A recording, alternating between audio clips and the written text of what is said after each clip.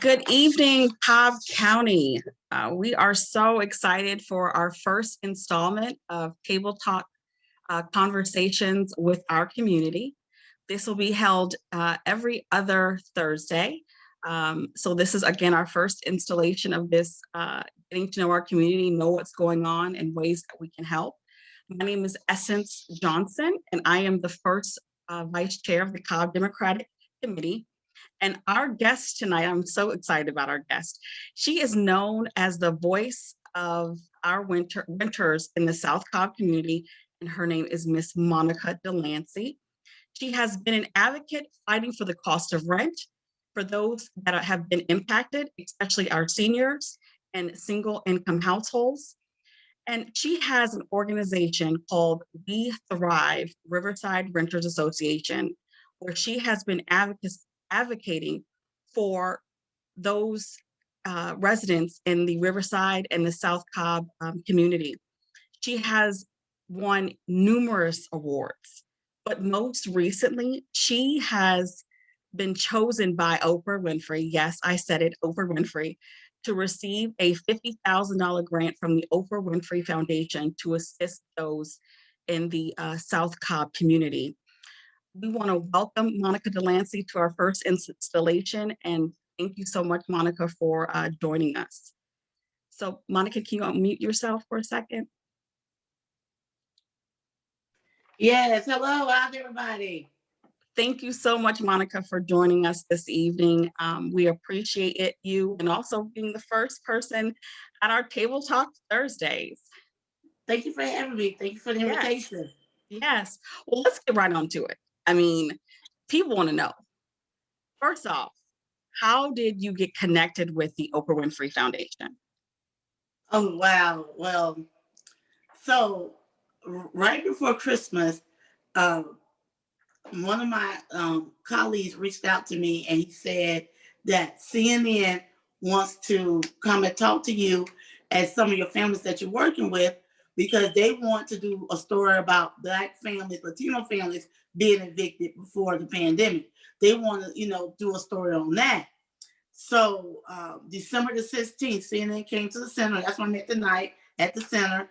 And they came to the center and we had some families here and they were able to not only talk about the current situation, but talk about some of the challenges they had before COVID. So that story went national on December 18th. And when that story went national, I started receiving calls from California, Canada, all up the East Coast, Connecticut, Massachusetts, DC, Virginia, everywhere that CNN is popular. Let me say that, right? Well, everywhere, right? Right. And there were the people saying, "Oh, we want to help you. We want to help you and the families." And up until then, I was just mostly an organization that we focus on supporting our youth, renter advocacy, navigating resources. We were never a rental assistance agency. So, so when I got the call, I was getting emails. So I responded back to emails. I did not know that one of the emails I responded back to was the lawyer for Oprah Winfrey philanthropic organization. Mm-hmm. And as we was communicating, we were talking more about long-term solutions.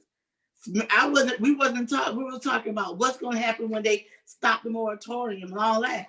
So then she says, well, what does your center need?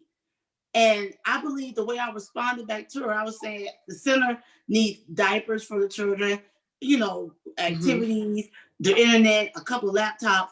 Because my list was so modest, that's when the lady reached back out to me and said, "You know who you're talking to?"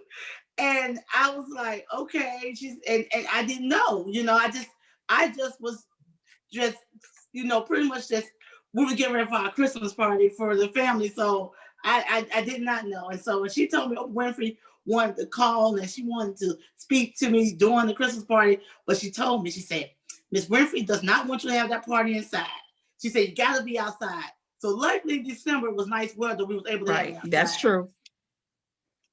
Yeah. Wow. So then, okay, so you go through this process, you're talking to everybody, CNN's calling, the world is calling to see how they can help.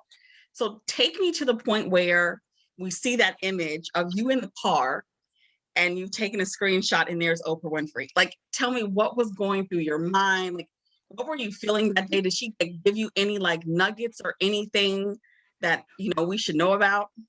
Well, like I said, when the lady told me to email her my list, she said, email me at such a OW, like Oprah Winfrey, and philanthropy, so and so.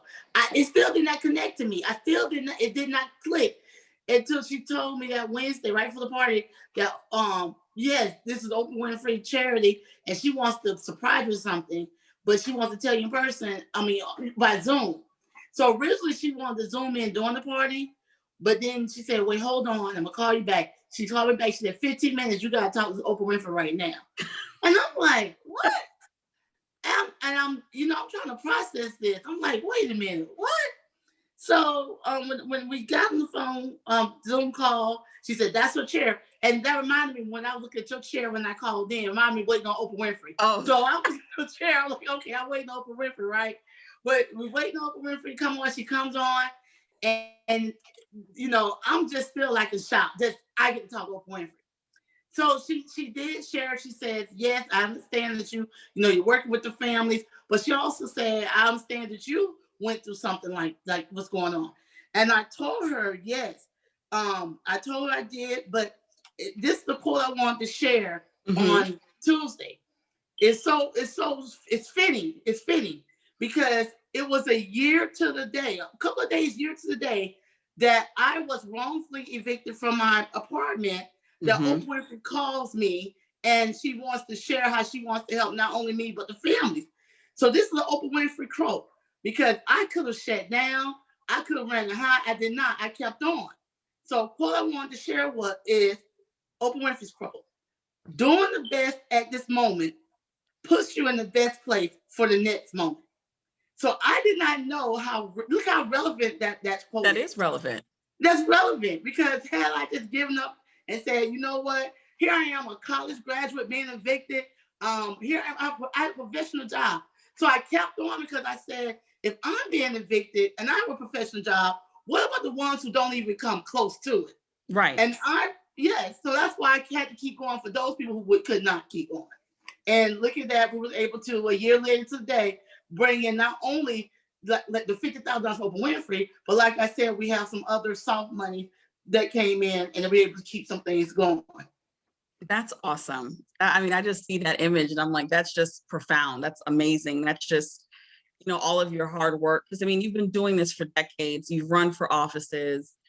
Advocacy just didn't start with We Thrive. It started way before then to be the voice, like people coin you as the voice of the community almost. So, congratulations. We are so excited for you. And you've already, done so much with that money. And I know that again, as her quote says, it won't stop there. There'll be more opportunities and more room for advancement, especially during the pandemic that we're living in right now. And, we talk about the impact, you being a college graduate, there's so many people that, the bottom has been ripped out under them. But statistics have shown that before the pandemic, 73% of households, and this is pertaining to Cobb, are paying more than 50% of their income in rent. There were no apartments in South Cobb area that were income-based. A person earning $1,000 a month is the same amount a person that earns $5,000 a month. A household needs to earn at least $36,000 a year to afford a two-bedroom apartment, which is $900 to $1,000 a month in Brentford, Georgia. So this is again before the pandemic, right? So we're right now and still, I say 2020, 2021 is 2020 with the wig on. We're still dealing with this pandemic. We're still dealing with loss of jobs, people losing their lives, people getting sick, inadequacy of healthcare. What's going on right now in terms of what you're seeing on the ground? Because it was worse, it was bad then, but what is it like now? Well, Cobb County government is doing a very good job allocating resources to agencies to help with COVID recovery. And also in March, there's going to be another assistance called the emergency rental assistance that is not going to be COVID related. So therefore, a person can get additional three months worth of rent, average amount. But however, because the need is so great, it's still not going to reach everybody. And even if a person is to get three more months of assistance, let's say a person could get assistance all the way to the end of this year. What happens next year? I know there's talk about new stimulus that's going to give extra $300 a month per child, but is that going to be long term? So we have to look at some of these long-term solutions to say, you know what, if jobs are not going to return back, if the cost of living, the cost of wages is not going to be increased, what's going to be long-term solutions to make sure that people are not being evicted next year? Just because not being evicted this year, we have to make sure there's some long-term solutions in place. So that's something that we're doing as a committee. I want to also recognize some of my parent leaders. Parent leaders, they're part of the Thriving Families Project. They're going to be working on talking with legislators at the state level. We're going to be talking with people about long-term solutions, about really funding and subsidizing housing. Because there's no way for a person that makes $12, $15 an hour can, and this is without children, can be able to maintain. So you making less than $15 an hour with a child, it's going to be a struggle. And also, too, we have to embrace the fact it's going to be renters that's going to be existing. Everybody's not going to be able to be a homeowner. So with that being said, we have to be creative. We have to think about, and it goes back to me when Rep Warnock commercial always came on TV. He said he was raised in public housing. Rep Warnock was him. It was him, his 11 brothers and sisters, his mom and dad. They were raised in public housing. So to be honest, I mean, I don't know what else to say. You're gonna have to just really have that discussion, because is that how we stabilize communities? Is making sure that people are not moving every year because they cannot afford the rent. So I want to go back to your organization. I want to talk about where did it start from? Where was the birthplace of We Thrive? You know, what is the mission? What is the vision? And what is your core of your organization? Tell the people about We Thrive. Well, we started immediately 13 years ago. That's how long I've been living here. 13 years ago, when I was 10, I had a lot of time on my hands. I wasn't working full time. Both my kids were very small. So we would go to different meetings in the communities. And I don't care which meeting I went to. I went to the Austin Community Task Force meeting. I would go to a school meeting. It's always the same thing. It's a transit community. And the renters don't want to be involved. And so we're listening to that. Okay, so what makes the community transit? Well, you don't have subsidized housing. Okay, so of course, if a person does not have a safety net, they're going to move. If they don't have another adult helping them with rent, anybody, they're going to move. So yes, it becomes a transit community. And also, when you talk about Pebblebrook community, Pebblebrook is the only high school in Cobb County that has 25 apartment complexes in the attendance zone. It's the only high school. So the Pebblebrook High School community is going to be a transit community no matter what, because you have 25 apartment communities in its attendance zone, 25 apartment communities and mobile homes. So therefore, what I would do is just make sure that I would go to the meetings and say, I'm not only going to go to the meeting, I'm going to bring somebody else to the meeting with me. And we're going to say, hey, we're rental, we're here, we want to be a part of the community, engage us, and help us be a part of the community. The people with the most pain need to have a seat at the table. Okay. And so therefore, that's what we've been able to do. We've been having some small wins. Over time, you know, we're known for partnering with the police department with National Night Out Against Crime events. We also partner, again, like I said, with the schools. We do community cleanups. We're known for that. And then in the past 3 years, we were known for helping people win claims against apartment complexes that were neglectful on their maintenance, right? And I mean, it's not, I mean, in so many ways, you know, yes, because renters need to know that just because you lay in the rent, you still need to tell them something's going on in your apartment. Don't be afraid to say that. And that's what was happening. People did not want to say anything because they didn't want to say, oh, they're going to kick me out. And it is soft intimidation. That does happen. So people knowing that they have a team, they have support behind them, they step up, they make their concerns heard, and then the people that own the apartments respect us, and that's what we need. Because I was on a call earlier yesterday, and they talk about, you know, most of your aging properties are in the Black and brown communities, right? Mm-hmm. And those are the departments that tend to be deteriorating fast, but still they have 90% occupancy rate, still with Mm. inspiration, right? Mm-hmm. Because people need a Mm-hmm. place to live.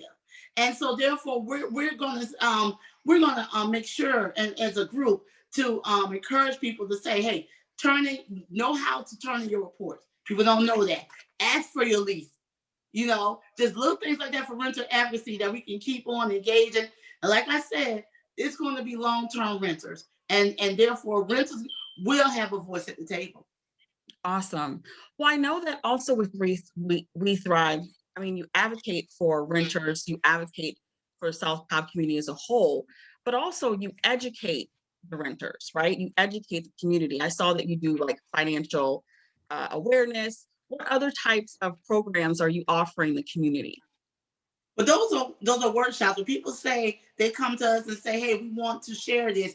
By all means, I allow anybody who wants to share their resource connect. I give them right now. We give them Zoom time, but before they can come in person and share their resource, and we have a plethora of people who say, "Hey, I want to show people how to become a homeowner. I want to talk about character building." One of our main partners is the Life at the High School Planning, which is Team Inc. We come together and say, "Hey, let's show." See, most time people say they want to go to college, they just don't know how to get there. The guys council have too many people on their caseload. Mm-hmm. Yes, they And as do. the process, we're talking about college, we come back and talk about just careers in general that you don't have to Mm-hmm. go to college for and go to acquire. And guess what? Their parents are listening to that. So then the parents want to go back to school. So we're saying we're helping the kids, we end up helping the parents. Generational. Yeah. So, Generational. and that's what it's all about. And the main thing when housing and education go hand in hand. Mm-hmm. Housing and health go hand in hand. If you do not have a place to stay, you cannot get your body well. If you do not have a place to stay, they don't care nothing what's going on in the school to help Johnny read. Johnny needs to make sure the lights are on and he has a Right. bed. And so that's what it's all about: stabilizing the community, stabilizing the home. Then we can work on everything else. And that's what we're all about. Right, team? Yeah. Well, that is what it's about. It's about taking care of community. And I've noticed since I moved in Georgia and I met you early on, that's what you were about, is taking care of the community. We talk about renters' rights.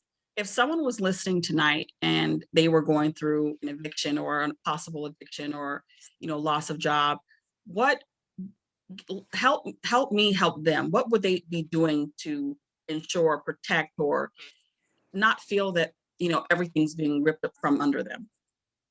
They didn't know they're not alone.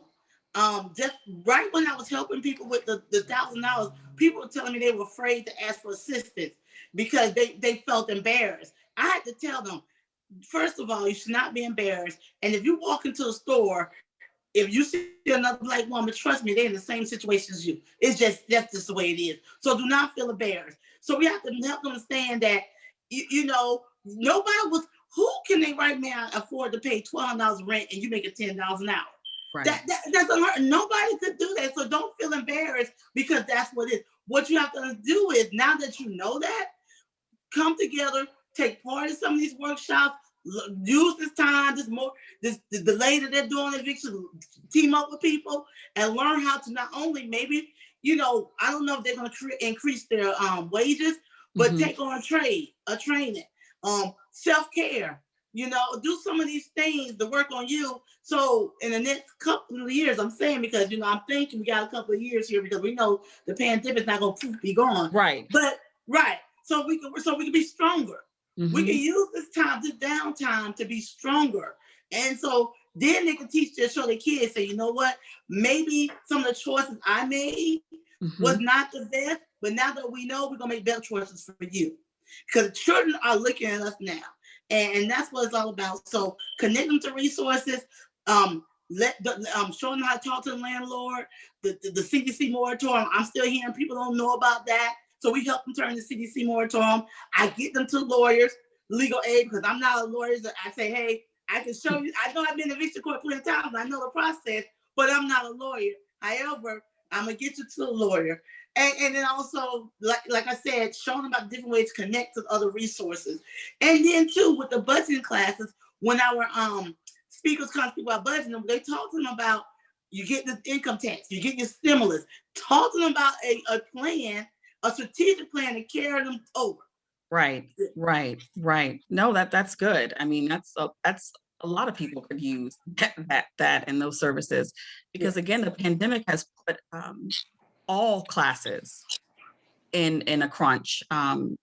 And it's all like we're all in this, well, we should all be in this together because, a community that's stable has the way to trickle up, but also if it's not stable, has a way to trickle down. And unfortunately, the ones that are, making $10 an hour and who can live off of $10 an hour, are the ones that usually feel the brunt of the shift.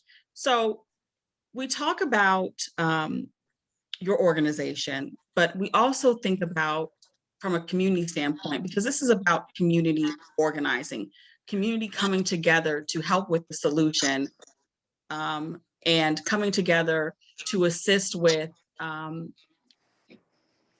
our entire community and making it better. How can the Cobb County community help? Well, definitely helping with writing letters to legislators, because the apartment complexes are businesses, and we don't need apartment complexes empty because when Right. they're empty, it brings on other issues, right?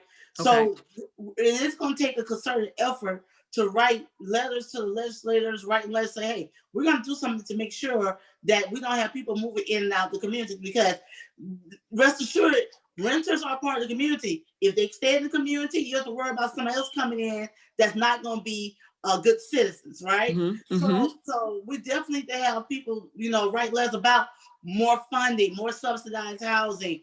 I saw the other day another company is moving to the Austin area, but then again, you have to look at what they're paying, and they're moving to the Austin area because of the warehouses, right? Well, Okay. the warehouse, the ones that's paying the 10, $12 hour job. Okay. We also have to encourage, Kennesaw State has a program to educate more black males going to education. We can talk about that with our youth. You think about wanting to be a teacher, because we're going to need more teachers, especially black male youth. So as a community, we can, instead of, I know people talk about sports and entertainment. Well, we got this conversation, say, you can go to Kennesaw State, not take out no loans, because as you know, loans cause problems, right? Yep, You have it's a to trick. agree, but now you got loans. Right, with high interest, and you're not making enough money You're to not pay making off the enough, loans, and then you right? can't live. It's a trickle effect. It's a trickle effect. So we have to have these conversations early. So the community, that's what we can do. We can look at what type of service we're providing. And you don't have to, people think because you have to have a lot of people. No, all you need is a couple of people to talk to. You don't have to have a 20 or 30 people say, oh, no. Mentor a couple of people, mentor a couple of families, and watch them grow. Watch them grow. That's what I was saying. That's what we can do. We can do it individually, or we could do it as a civic engagement group. But definitely, thank you for that question. But definitely, that's what can happen.